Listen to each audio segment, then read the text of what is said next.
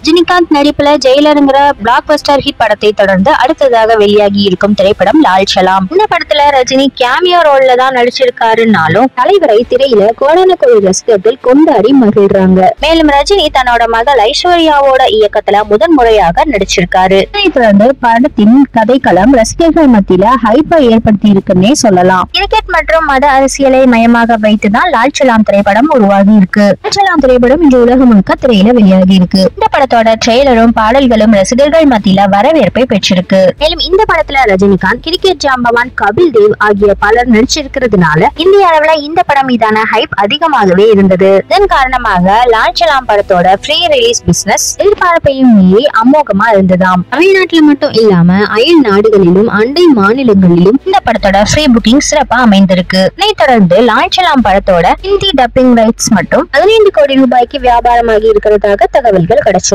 இதெல்லாம் வச்சு பார்க்கும் பொழுது இந்த திரைப்படம் 2 நாட்கள்ல கிட்டத்தட்ட 25 கோடி முதல் 30 கோடி ரூபாய் வரை வசூல் செய்யும்னு எதிர்பார்க்கப்படுது. இந்த வசூலுக்கு முக்கியமான காரணம் ரஜினியாக இருந்தாலும் விஷ்ணு விஷால், விக்ராந்த், ஐஸ்வர்யா, ரஜினிகாந்த் ஆகியோருக்கு மிகப்பெரிய ஓபனிங்கா கண்டிப்பாக அமையும்னு தெரிய வருது.